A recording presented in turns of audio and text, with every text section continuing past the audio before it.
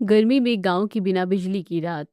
अजी सब सो भी जाइए। और कितना टाइम लगाएंगे आप? मुझे बहुत नींद आ रही है। अरे भाग्यवान, इस लैपटॉप ने मेरा दिमाग गर्म किया हुआ है। इतना स्लो चलता है और ऊपर से अब तो इसकी बैटरी भी ठप हो चुकी है।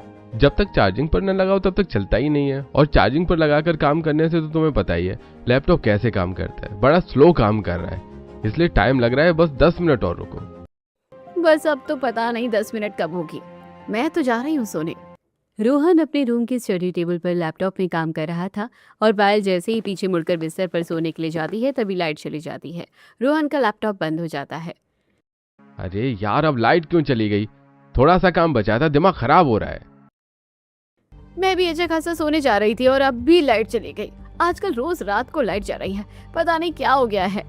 बाकी घरों में भी यही हाल था। इतनी गर्मी में हर रोज रात को लाइट पता नहीं क्यों भागने को लगी रहती है। अरे सच कहा, हमारे घर में तो इन्वर्टर भी नहीं है। लाइट चली जाती है तो वाईफाई का कनेक्शन भी चला जाता है। अब मैं रील कैसे देखूंगी? रील छोड़ो, यहाँ पर गर्मी के मारे हालत बहुत खराब हो रही है। वहीं पास के एक और घर में, हमारे घर में इन्वर्टर तो है लेकिन पंखा नहीं चला सकते, क्या फायदा, बस एक लाइट जल रही है। अरे हमारे इन्वर्टर की बैटरी पिछले 7 साल से चल रही है और अब ये भी खराब हो चुकी है, ज्यादा लोड ही नहीं ले सकती। तो अब हम क्या कर सकते हैं? बस बैठकर लाइट में एक दूसरे का मुंह देखें। इससे अच्छा है कि बाहर जाकर थोड़ा सा टहल लेते हैं, कम से कम थोड़ा अच्छा लगेगा। गांव के अधिकतर लोग अपने घरों से बाहर आ जाते हैं क्योंकि सबके घरों की लाइट चली गई थी और बहुत से घरों में इन्वर्टर भी नहीं था। अरे सरला, तुम्हारा इन्वर्टर होने का क्या ही फायदा जब वो गर्मी में काम ही नहीं आता। लाइट जलाकर भी क्या करना है, इतना तो लालटेन में रोशनी आ जाती है। सच कह रही हो, इस इन्वर्टर को उठाकर फेंकने का मन करता है। काम का न धम का, दुश्मन अनाज का। अरे बेचारी, इन्वर्टर में कौन सा अनाज सा खा लिया तुम्हारा? अभी सरला आग बबूला हो रही है। बस बस, इतना गुस्सा ठीक नहीं, पहले ही इतनी गर्मी है। लेकिन आजकल रात को लाइट क्यों जाने लगी है? दूसरी तरफ बहुओं की मंडली होती है। कहीं खेतों में आग लगने का डर तो नहीं, इसलिए तो ऐसा नहीं हो रहा। नहीं, अब तो फसल की कटाई का समय चल रहा है। अगर फसल में आग लगने के डर से लाइट को भगाना होता तो पिछले महीने भी जरूर इस तरह होता। ये कारण तो नहीं हो सकता। मुझे इतनी अच्छी नींद आ रही थी, इस लाइट जाने की वजह से सब उड़ गई। अब रात के समय हम यहाँ पर टहल कर क्या करेंगे? इससे अच्छा है कि आंगन में ही जाकर सो जाते हैं। हाँ, हम भी छत पर बिस्तर लगाएंगे। गांव के बिना बिजली की रात बड़ी अलग होती है, सबका दिमाग खराब हो जाता है। थोड़ी देर बाद बाहर टहलने के बाद सब वापस अपने घरों में चले जाते हैं और छत पर बिस्तर लगाने लगते हैं। कुछ घरों के लोग छत पर बिस्तर लगाकर सो रहे थे तो कुछ आंगन में बिस्तर लगाकर सो रहे थे। पूरी रात गांव में बिजली नहीं आती और सुबह तकरीबन 3 बजे लाइट आती है। सुबह फिर से सब जल्दी उठकर अपना अपना काम करने लग जाते हैं। हाँ भाई, मैं भैंस को नदी में नहलाने जा रहा हूँ। आता हुआ इस बारे में सबसे बात कर लूंगा। हाँ, जरूर कर लेना। हर रोज रात को लाइट जाने से बड़ी मुसीबत हो जाती है। हरिया भैंसों को ले जाता है और उसके बाद वो अपनी नदी में उन्हें नहलाता है। नदी पर गांव के कुछ बच्चे और आदमी नहाने आए थे और कुछ लोग अपनी भैंसों को वहां पर नहला रहे थे। अरे हरिया भाई, क्या बात है? तुम तो आज गांव में बहुत दिनों बाद दिखे हो। अरे कुछ नहीं भाई, बस मुझे अब वर्क फ्रॉम होम मिल गया है। अरे ये तो बड़ी अच्छी बात हुई। मुझे भी वर्क फ्रॉम होम मिला था, लेकिन मैंने तो वर्क फ्रॉम होम को मना कर दिया। क्यों भाई, तुमने ऐसा क्यों किया? अरे भाई, मेरा लैपटॉप एकदम ख़राब हो रखा है और चार्जिंग पर लगाने के साथ ही चलता है। उसकी बैटरी भी बोल गई, ऊपर से रात को बिजली चली जाती है और शाम को भी बिजली आती नहीं। आजकल तो सच में इस बिजली की वजह से कितनी परेशानी होती है। अरे अच्छा, ऐसी बात है। अरे आज मैं भी अपनी पत्नी से इस बारे में ही बात कर रहा था। तब मेरी पत्नी ने आइडिया दिया कि सुरेश भाई के पास चले जाओ, उनके घर पर हम अपने लैपटॉप की बैटरी चार्ज कर सकते हैं। अरे तुम तो लैपटॉप की बैटरी चार्ज कर लोगे, लेकिन मैं कैसे काम करूंगा? मेरे लैपटॉप की बैटरी ख़राब है, जब तक चार्जिंग पर लगेगा तभी तक चलेगा। अरे भाई, क्या तुम्हें पता नहीं है कि सुरेश भाई कितने अच्छे हैं? तुम्हें ज़्यादा से ज़्यादा रात के 10 बजे तक ही तो काम करना है। अगर तुम शाम को जल्दी काम करने बैठोगे तो तुम्हारा काम 8 बजे तक हो ही जाएगा। अरे तुमने तो कमाल कर दिया, बड़ा ज़बरदस्त आइडिया दिया है। चलो ठीक है, हम आज ही शाम को उनके घर चलेंगे। सुबह तो सभी के घरों में लाइट आ जाती है। हर्ष कोई सुबह अपना सबमर्सिबल का पानी भर लेता है और अपने घरों के बाकी काम भी निपटा देता है। जल्दी जल्दी कपड़े को प्रेस कर लेती हूँ, 11 बजने वाले हैं और 11 बजे ही तो फिर से लाइट चली जाएगी।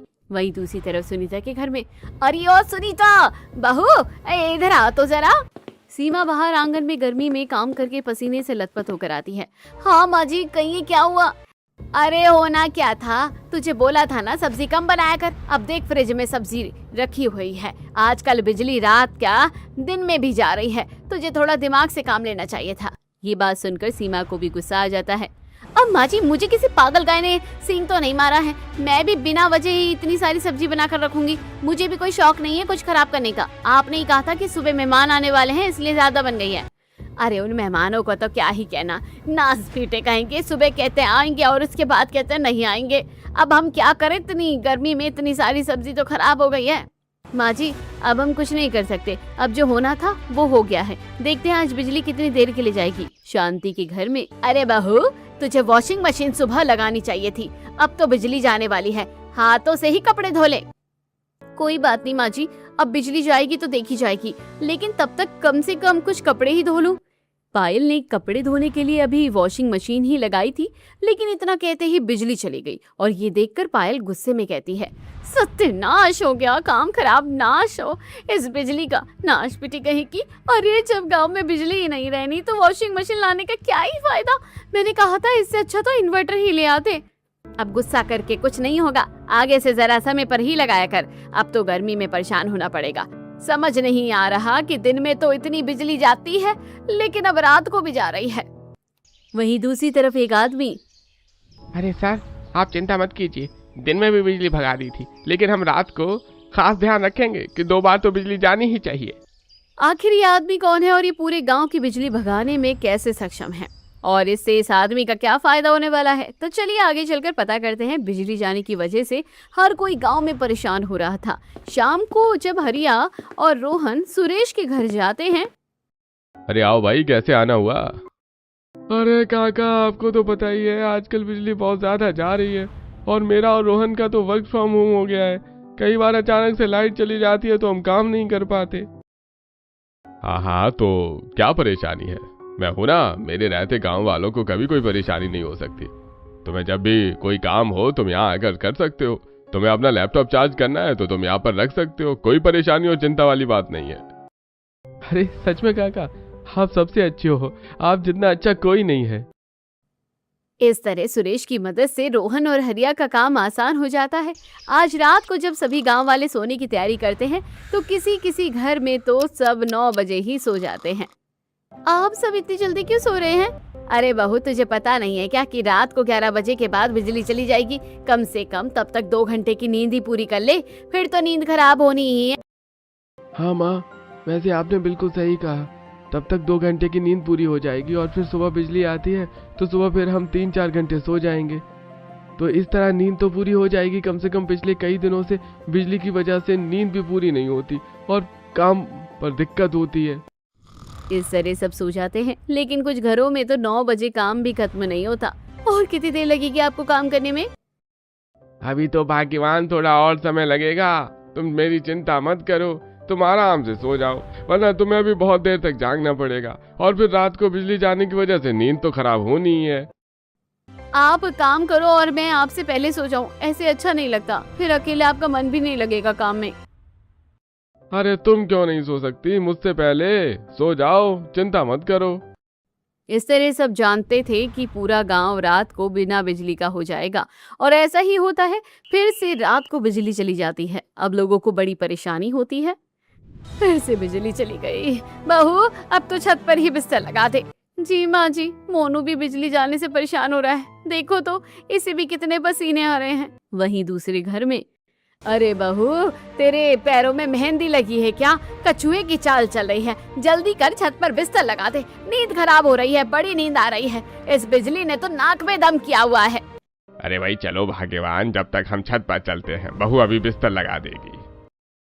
इतना कहकर शीला और महेश वहां से चले जाते हैं, लेकिन ये सब देखकर नेहा को बड़ा गुस्सा आता है। बिजली ने तो किया ही है, लेकिन आप लोगों ने मेरी नाक में दम कर रखा है। बस हमेशा हुक्म देकर चले जाते हैं। अरे कोई मदद तो करता ही नहीं। मेरी भी तो नींद खराब हुई है, मैं भी तो परेशान हो रही हूँ। लेकिन नहीं, बिस्तर लगाने का काम तो सिर्फ मेरा अकेले का है। अभी ऊपर छत पर जाकर बिस्तर लगाना है और 4-5 चक्कर लग जाएंगे मेरे सबका बिस्तर लगाने में। अरे बिजली क्यों रात को चली जाती है, तरस नहीं आता क्या तुझे मेरे ऊपर? इस तरह सभी फिर से रात को आंगन और छतों पर अपने अपने बिस्तर लगा लेते हैं और बिजली जाने की वजह से लोगों को बहुत ज्यादा परेशानी हो रही थी। सुरेश के घर में तो इन्वर्टर था। गांव वाले भी बहुत परेशान रहते हैं बिजली जाने की वजह से। बिजली जाने की वजह से खेतों की फसलों की कटाई भी नहीं हो पा रही है और गांव वालों के बहुत से जरूरी काम भी रुक जाते हैं। अगर सेठ चाहे तो हम गांव वालों की मदद कर सकता है, लेकिन ये ऐसा करेगा नहीं, एक नंबर का खड़ूस आदमी है। कोई बात नहीं, हम गांव वालों को इस तरह बिजली जाने की वजह से मुसीबत में नहीं देख सकते। हमें कुछ भी करके उनकी मदद करनी चाहिए। आपने बिल्कुल सही कहा, मुझे भी बहुत बुरा लगता है। हमसे जो हो सकेगा हम उनकी मदद करेंगे ही। वहीं सेठ के घर में अरे भाई, रोज रोज को बिजली भाग जाती है, लेकिन मुझे क्या, मेरे पास तो इन्वर्टर और जनरेटर दोनों हैं। इस तरह सभी गांव के लोग बिना बिजली के रह रहे थे। यूं ही दिन गुजर रहे थे और अब दिन में भी बिजली जाने की वजह से सब लोग बहुत परेशान थे। तब मोना रिया के पास आती है। चल यार, थोड़ी देर ठंडे पानी में नहा कर आते हैं, वरना ऐसे तो हमारी जान ही निकल जाएगी। हाँ यार, मैं भी गर्मी से बहुत परेशान हो रही हूँ। चल नदी में जाकर नहा कर आएंगे थोड़ी देर। रिया मोना के साथ चली जाती है और उसे जाता देखकर पायल मुंह बनाकर कहती है, हाँ, हम यहाँ गर्मी में पूरा दिन घर का काम करके परेशान होते रहते हैं। एक तो इन्हें कोई काम नहीं करना होता है और फिर भी इतना परेशान रहती है, हद है। रिया और मोना दोनों नदी में नहाकर बहुत एंजॉय करती हैं। अब मजा आ रहा है। अब जाकर दिल को तसल्ली मिली है। वहीं लाइट न आने के कारण गांव के कुछ लोगों का काम बहुत खराब होता जा रहा था। अरे भाई, फसलों की कटाई करने का समय हो गया है और अब तक हम फसलों की कटाई नहीं कर पाए। जनरेटर भी किराए पर लाना बड़ा महंगा हो रहा है और फिर जनरेटर में भी हम कितनी ही देर और कितनी सारी मशीन चला लेंगे, कोई बिजली ही नहीं रहती ज्यादा देर तक। मेरे इतने सारे ग्राहक हैं, सबको सरसों का तेल चाहिए। अब जब तक सरसों को हम नहीं छांट कर डालेंगे तब तक कैसे तेल लाएगा? हाँ भैया, हमारा काम तो फिर भी कुछ समय बाद हो जाएगा, लेकिन तुम्हें इस समय सरसों को काट कर तेल निकालना बहुत जरूरी है, वरना तुम्हारे ग्राहक टूट जाएंगे। क्यों नहीं तुम जनरेटर को लेकर एक बार सेठ जी से मदद ले लेते? हाँ भाई, लेकिन वो बहुत खड़ूस है, उससे मदद लेने का मन नहीं करता। लेकिन फिर भी मजबूरन तीनों को सेठ के पास जाना पड़ता है। तीनों जब अपनी समस्या सेठ को बताते हैं। मैं समझता हूँ कि जनरेटर का किराया काफी महंगा है और अभी तो रोज ही बिजली के नखरे हो रहे हैं, इसलिए हर रोज तुम्हारा जनरेटर किराए पर लेना बड़ा मुश्किल है। लेकिन मैं एक हफ्ता तुम्हारी मदद कर सकता हूँ, उसके बाद तो तुम्हें किराया देना ही होगा। लेकिन एक जनरेटर का किराया भी बहुत महंगा है मालिक। अभी तो हम इतना नहीं दे पाएंगे क्योंकि हर रोज बिजली जा रही है। अरे ठीक है, मैं किराया आधा कर दूंगा, इससे ज्यादा मदद नहीं कर पाऊंगा। आपका बहुत बहुत शुक्रिया। अगर बिजली होती तो गांव के लोगों को इतनी परेशानी नहीं होती, उन्हें इतना ज्यादा किराया भी नहीं देना पड़ता। लेकिन गांव वालों की मजबूरी थी, रोज रात को तो बिजली जाना निश्चित ही था। एक रात फिर से गांव में बिजली जाने से पूरा गांव सुनसान और परेशान था। सब छतों पर बिस्तर लगा रहे थे, लेकिन अंधेरी चांदनी रात में सुनसान खेतों के बीच एक आदमी नाइट ड्यूटी करके घर वापस आ रहा था। अरे यार, बड़ी तेज नींद आ रही है, घर जाकर मस्त सोऊंगा, लेकिन ये जालिम बिजली रात को ही चली जाती है, फिर नींद भी हराम होती है। मदन खुद से बातें करते हुए सुनसान खेतों से गुजर रहा था। तभी उसे किसी के चिल्लाने की आवाज आती है। मदन पीछे मुड़कर देखता है तो उसकी नजर दो लोगों पर जाती है जो एक बड़े से बोरे में कुछ सामान रखा हुआ ट्रक में डाल रहे थे और तभी वो ट्रक फुरफुर करते हुए वहां से फुर हो जाता है। अरे मैया, जो आज मैंने देखा, क्या मैं जो सोच रहा हूँ वो वही है? अरे भैया, मुझे तो बड़ा डर लग रहा है, जल्दी से भाग जाता हूँ यहाँ से।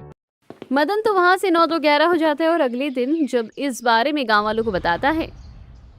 अरे ये कैसी बातें करते रहते हो, तुम्हारा वहम होगा, भला कोई ऐसा क्यों करेगा? इतना मत सोचो, चलो अब। अरे लेकिन मैं सच कह रहा हूँ, मैंने खुद अपनी आंखों से देखा है। अरे तुम्हारे पहले से ही चश्मा लगा हुआ है और आते वक्त तुम कहाँ चश्मा लगाते हो? तुमने कहाँ सब ध्यान से देखा होगा? और वैसे भी तुम बहुत फेंकते हो, हमें कोई भरोसा नहीं है। मदन की बात पर कोई विश्वास नहीं करता। यूं ही दिन गुजर रहे थे। दिन में जब बिजली नहीं थी तो घर के लोगों को बड़ी परेशानियां हो रही थी। एक तो लाइट नहीं है और फोन की बैटरी भी एकदम डेड हो गई है। फोन को चार्ज कैसे करूं? एक बार जाकर किसी से पूछ लेती हूँ। नेहा सबसे पहले पायल के घर जाती है। और पायल, क्या कर रही हो तुम? बिजली गई हुई है, क्या ही कर सकती हूँ, बड़ा दिमाग खराब हो रहा है, गर्मी के मारे दिमाग भी गर्म हो रहा है। अरे मेरा भी फोन एकदम डेड हो गया है, इसमें बैटरी ही नहीं है। मुझे भी कुछ इम्पोर्टेंट डॉक्यूमेंट उनको भेजने थे, उन्हें आते हुए वहाँ के साइबर कैफे में काम करवाना था। समझ नहीं आ रहा क्या करूँ। सला आंटी का इन्वर्टर तो अब पूरी तरह से फूक गया है, अब तो वो 1 मिनट भी नहीं चलता, वरना वहीं से हो जाता। सच में हम तो बहुत परेशान हो गए हैं, समझ नहीं आता क्या करें। क्या तुम्हारे घर में टंकी में पानी है? अरे नहीं, टंकी में पानी नहीं है। अरे यार, इस लाइट ने तो बिल्कुल काम खराब कर दिया है। तो चलो नदी से पानी भरने चलते हैं, फिर सोचेंगे कि फोन का क्या करना है, क्या पता कुछ रास्ता मिल जाए। नेहा और पायल अपने अपने घर से 2-2 मटके लेकर जाती है और उसके बाद नदी पर पानी भरने जाती है, जहाँ पर उनकी मुलाकात सीमा और प्रीति से होती है। तुम्हें नहीं लगता कि हमें बिजली विभाग वालों से एक बार बात कर लेनी चाहिए कि आखिर इस तरह एक ही समय में इतनी ज्यादा बिजली क्यों जा रही है? सही कहा, हम सबको कितनी ज्यादा परेशानी हो रही है। अरे जब गेहूं की फसल का समय था तब इतनी बिजली नहीं जाती थी, और जबकि अब तो कटाई का समय चल रहा है, हम सबको बिना मशीन और बिजली के फसल काटने में कितनी परेशानी हो रही है। अब तो हमारे पति भी बाहर कंपनी में नौकरी करते हैं और हमारे ससुर जी तो अकेले सब नहीं कर पाएंगे ना, और इतने पैसे है नहीं कि जनरेटर का भी किराया दे और बाहर से फसल कटवाने के लिए वर्करों को भी किराया देंगे। सच में छोटी से छोटी और बड़ी से बड़ी चीजों के लिए हमें परेशान होना पड़ रहा है। फसल काटने के लिए मशीन नहीं चल रही है, बिजली ना होते हुए हमारे छोटे छोटे बच्चे भी परेशान हो रहे हैं। और तो और अब देख लो, मुझे इंपॉर्टेंट कागजात भेजने थे, लेकिन फोन में चार्जिंग ही नहीं है, और बिजली के बिना चार्जिंग कैसे होगी। एक रास्ता है, सुरेश भाई के घर चली जाओ। उन्होंने मेरे पति और पायल के पति को लैपटॉप चार्ज करने के लिए हाँ कर दी थी, तो फोन तो चार्ज करने ही देंगे। हाँ, उनके बारे में तो मैं बिल्कुल ही भूल गई थी। मैं अपना पावर बैंक भी चार्ज कर लूंगी, तो हमें बार बार उनके घर भी नहीं जाना होगा, और पावर बैंक से हम लोग काम भी चला सकते हैं। अब नेहा सुरेश के घर जाती है, जहाँ पर संगीता थी। माफ करना आपको परेशान कर दिया, लेकिन बहुत जरूरी काम था इसलिए आना पड़ा। कोई बात नहीं, आपको जो भी हमसे मदद की जरूरत है आप कह सकते हैं, हिचकने की कोई जरूरत नहीं है। वहीं दूसरी तरफ एक परिवार में, अरे तुझे पता भी है सोलर पैनल कितना महंगा है, हम सोलर पैनल नहीं लगवा सकते। अब सोलर पैनल नहीं लगवाएंगे तो इसके अलावा और क्या कर सकते हैं? भाई बिजली तो रहती नहीं है, फिर भला कैसे काम चलेगा? इस तरह सब परेशान थे। सुरेश आज शाम को मंदिर में भंडारा करवाता है और सभी गरीब लोगों को वो भंडारा खिलाता है और साथ में उन्हें फ्री में कुछ कपड़े भी देता है। अरे भगवान आपका भला करे, आप कितने अच्छे आदमी हैं, सभी गांव वालों की कितनी मदद करते हैं। आपका बहुत बहुत शुक्रिया। एक रात तो गांव में 8 बजे ही बिजली चली जाती है। गर्मी में गांव वाले बिना बिजली की रात बिताते हैं। 8 बजे सभी खाना खाकर बाहर टहल रहे थे। पता नहीं क्या हो रहा है, बिजली क्यों जा रही है। सही कहा, हमारी रातों की नींद हराम कर रखी है इस बिजली ने। रात को चैन से सोने नहीं देती और दिन में चैन से काम करने नहीं देती। अब इन्होंने भी बिजली के लिए जनरेटर और इन्वर्टर का इंतजाम किया है। फसलों की कटाई भी नहीं हो पा रही है। पता नहीं इस बिजली की वजह से हमें और कितनी मुसीबतों का सामना करना पड़ेगा। हम आज दिन में बात कर रहे थे कि क्यों ना हम सब बिजली विभाग वालों के पास चले, वरना ऐसे तो हम परेशान ही होते रहेंगे। हाँ, तुम बिल्कुल सही कह रही हो, हमें जाना चाहिए। मेरी भी दिन की बहुत सारी सब्जी खराब हो गई बिजली जाने की वजह से। वो तो शुक्र है सुरेश भाई का कि उन्होंने बिजली जाने के बाद हम सबकी बहुत मदद कर दी, वरना तो पता नहीं क्या हो जाता। हाँ बस बहुत हो गया। गर्मी में गांव में बिना बिजली की रात बिताना बहुत मुश्किल हो रहा है। अरे हमारे तो ये जिद पर अड़े हैं कि सोलर पैनल लगाएंगे। इतना महंगा होता है, कई हजारों का या लाखों रुपए में लगेगा। इससे अच्छा तो बिजली ही आ जाए। बिजली से परेशान होने पर सेठ ने तो अपने घर में सोलर पैनल भी लगवा लिया था। तब गांव वाले सेठ के घर पर सोलर पैनल देखकर हैरान होते हैं। अरे ये सेठ ने अपने घर पर कांच के शीशे क्यों लगा रखे हैं? कुछ नहीं पता इन अमीर लोगों के कैसे शौक होते हैं। घर में तो शीशे देखे हैं और कांच के दरवाजे भी देखे हैं, लेकिन अब छत पर शीशे लगवाने का क्या ही मतलब बनता है। अरे ये कोई कांच का मामूली शीशा नहीं है, इसे सोलर पैनल कहते हैं। ये सूरज की रोशनी से तपते हैं और इसकी मदद से एक इसकी बैटरी चार्ज होती है, जिसके बाद पूरे घर में बिजली आ जाती है। फिर तो ये शीशा बहुत काम का है, हमें भी अपने घर लगवा लेना चाहिए। जितना अच्छा है उतने ही अच्छे इसके दाम भी हैं। कल ही हमारे घर में इस बात को लेकर लड़ाई हो रही थी। अरे हजारों या लाखों का आता है, इतना सारा पैसा इसको लगाने में देंगे तो जिंदगी में और क्या करेंगे फिर। बाप रे, अगर ऐसा है तो फिर तो मुझे इतने पैसे खर्च नहीं करवाने, हम तो ऐसे ही ठीक है। वहीं दूसरी तरफ गांव के सभी लोग इकट्ठा होकर बिजली की कंप्लेंट करने के लिए दफ्तर जाते हैं। देखिए, इसमें हम कुछ नहीं कर सकते। हर तरफ ऐसा ही हो रहा है, बिजली तो काटनी ही पड़ेगी। अब हम हर समय बिजली तो नहीं दे सकते। देखिए सर, पहले दिन में बिजली जाती थी, लेकिन रात में 6 घंटे तो बिजली रहती थी। कभी कभी ही थोड़ी देर के लिए बिजली जाती थी, लेकिन अब तो पूरी रात बिजली जाती है, और साथ में दिन में भी अब बहुत ज्यादा बिजली जाने लगी। हमारे गांव में बिजली की सुविधा है, लेकिन उसके बाद भी हमें बिजली नहीं मिल रही है, तो ये तो बहुत गलत बात है। अरे देखिए, लेकिन हम इसमें कुछ नहीं कर सकते। आगे से जो ऑर्डर आते हैं हमें वही करना पड़ता है। ठीक है, अगर आप कुछ नहीं कर सकते, हम आगे से जो ऑर्डर आ रहे हैं वहीं पर कंप्लेन करेंगे। कंप्लेन करने के बाद शायद सब ठीक हो सकता है। इतना कहकर गांव वाले वहां से चले जाते हैं और रजत डरते हुए किसी को कॉल करता है। बहुत बड़ी गड़बड़ हो गई सर। गांव वाले इस बार बिजली की कंप्लेन करने को लेकर बहुत ज्यादा सीरियस है। अब हम क्या करें? अगर सच में कंप्लेन हो गई तो मामला गड़बड़ हो जाएगा। रजत को एक आदमी फोन पर कुछ बताता है, जिसे सुनने के बाद रजत मुस्कुरा कर कहता है, ये तो बहुत अच्छा आइडिया है, इससे हमारी सारी प्रॉब्लम सॉल्व हो जाएगी। एक तरफ गांव वाले इकट्ठा होकर सुरेश के पास जाते हैं। अरे आप लोगों ने कंप्लेन करके बहुत अच्छा किया, और हमें कंप्लेन तो करनी ही चाहिए भाई, वरना बिना कंप्लेन किए तो वरना गर्मी में गाँव में बिना बिजली की रातें बीतती जाएंगी और हम कुछ नहीं कर पाएंगे। आपने सही कहा काका, इसलिए आज हम वहां पर गए थे, और अब हम ऑफिशियली कंप्लेन भी दर्ज कर देंगे, और इस बार हम हार नहीं मानेंगे। अरे सुरेश भाई, एक काम और था मुझे तुमसे। क्या तुम थोड़ी देर के लिए मुझे अपना जनरेटर दे सकते हो? हमारी फसल की कटाई अगर समय पर नहीं हो पाएगी तो हमें बहुत बड़ा नुकसान हो जाएगा।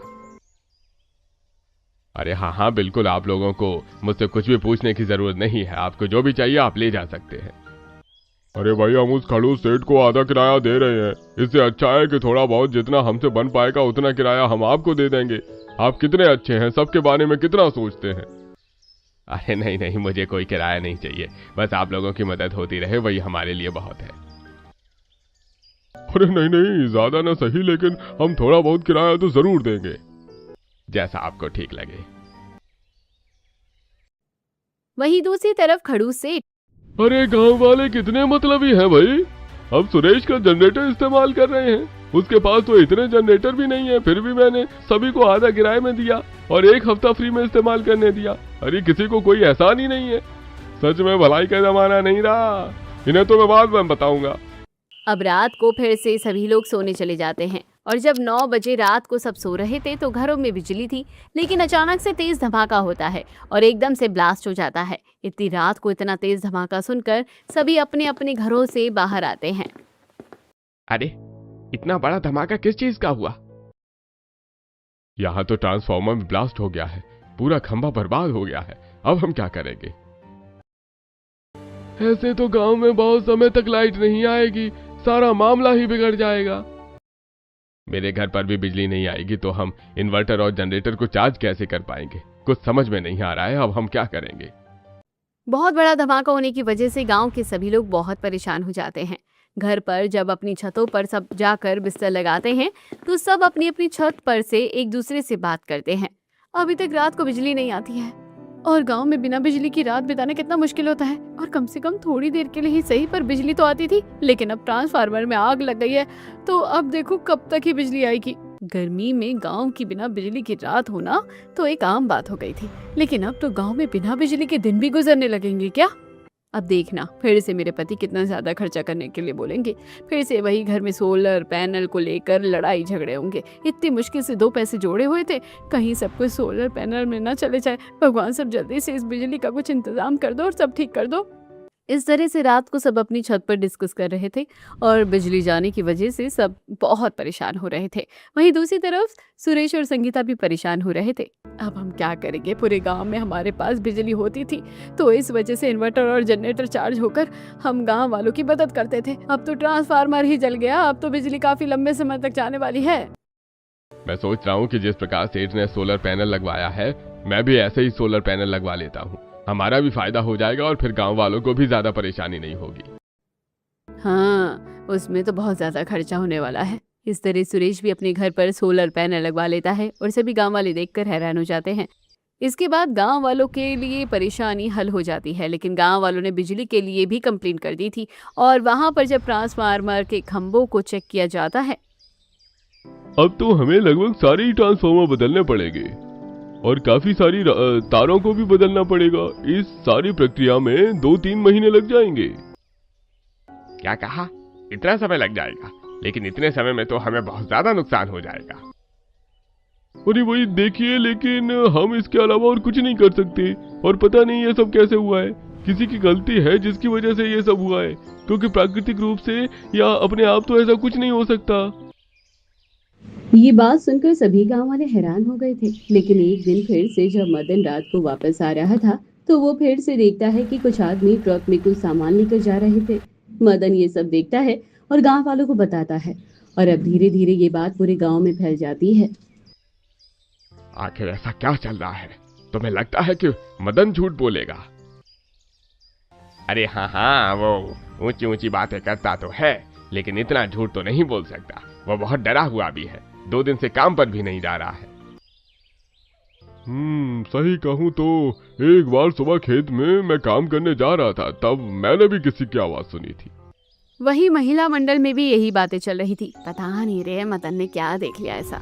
पता नहीं, बेचारा बहुत डरा हुआ है। हम सभी को इसकी तह तक जाना चाहिए।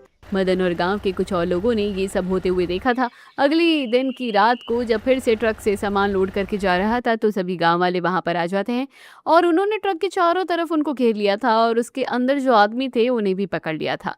तब गांव के कुछ आदमी ट्रक की जांच करते हैं तो उन्हें पता चलता है कि इसके अंदर सारा इल्लीगल सामान था। अरे बाप रे, यानी हम सब का अंदाजा बिल्कुल सही था। रात के अंधेरे में यहाँ पर काले काम हो रहे हैं। पुलिस वालों को बुलाया जाता है और उन आदमी को पकड़ लिया जाता है। ये सब रात के 3 बजे हुआ था। जब रात में ये बात होती है तो हर कोई हैरान था कि इसके पीछे कौन है। ये काम तो किसी अमीर आदमी का ही हो सकता है, क्योंकि कोई गरीब आदमी ऐसा कुछ नहीं कर सकता। हमारे गांव में अमीर कौन है? सिर्फ अमीर तो सेठ ही है, वो बहुत खड़ूस भी है। मुझे तो पक्का लगता है कि उसी का काम होगा। मुझे भी लगता है कि उसी का काम होगा। इस तरह सभी गांव वालों का शक सेठ पर चला जाता है, लेकिन पुलिस वालों को उसके खिलाफ कोई सबूत नहीं मिलता। तब तक एक दिन गांव में एक आदमी को उसी जगह पर एक आदमी की अंगूठी मिलती है और अंगूठी देखकर वो काफ़ी हैरान हो जाते हैं। उसके बेसिस पर पुलिस वाले आगे की इन्वेस्टिगेशन बढ़ाते हैं और एक सुबह 8 बजे पुलिस वाले गाँव में आते हैं और सुरेश उस समय मंदिर जा रहा था। हमें आपसे कुछ बात करनी है। जी कहिए। पुलिस वाले गांव में लोगों के सामने सुरेश को पकड़ कर ले जा रहे थे। आप मुझे कहाँ लेकर जा रहे हैं? आप मेरे साथ ऐसा नहीं कर सकते। अरे हम तो बहुत कुछ कर सकते हैं और बहुत कुछ करने भी वाले हैं। बाद में सभी गांव वालों को पता चलता है कि इन सब चीजों के पीछे सुरेश था और गांव वाले इकट्ठा हो रखे थे और इस बारे में बात कर रहे थे। पता है सुरेश काका, बिजली विभाग वाले एक आदमी रजत से मिले हुए थे और वो जानबूझकर रात को बिजली भगाता था। तो रात के अंधेरे में सुरेश काका 2 नंबर का काम करते थे और जितना भी इल्लीगल सामान था वो गांव से बाहर सप्लाई करवाते थे। अरे इसीलिए कहते हैं, ऐसे कलयुग के जमाने में किसी का कुछ नहीं पता कि कौन कैसा है और कौन कैसा नहीं। सबसे भला आदमी लगता था और रोज मंदिर जाता था, भंडारा करवाता था। वो सब लोगों की बहुत मदद करता था। मैंने सुना है कि पुलिस अगर उस दिन नहीं आती तो वो रात को यहाँ से फरार होने के बारे में सोच रहा था। इस तरह गांव में ये गुत्थी सुलझ जाती है और गर्मी में गांव की बिना बिजली की रातें जो गांव वाले ने मुश्किलों से काटी थी, अब उसका भी हल निकल जाता है। गांव वालों की कंप्लेंट पर अब वहां पर बिजली विभाग वाले आते हैं और सब पता चलने पर वो जल्द से जल्द बिजली के खंभों को ठीक करते हैं। कुछ समय बाद अब गाँव में बिजली पहले की तरह ठीक से रहने लगी थी। एक रात सभी बाहर खाना खाने के बाद टहल रहे थे। सेठ कितना ही खड़ूस क्यों ना हो, लेकिन दिल का बुरा नहीं है। इसे कहते हैं आजकल किसी का स्वभाव के बारे में कुछ नहीं कह सकते। जो जुबान से मीठा लगता है असल में वही बहुत खतरनाक होता है। वही तो, कैसे चिकनी चुपड़ी बातें करता था सुरेश। तुम्हें पता है उसकी पत्नी ने उसे तलाक दे दिया है। उसे भी इन सब चीजों के बारे में कुछ नहीं पता था। बस वो बेचारी सच में बहुत अच्छी थी। इस तरह गाँव में अभी बिजली की समस्या तो दूर हो जाती है और अब गाँव वाले थोड़ा सुकून से रहने लगते हैं।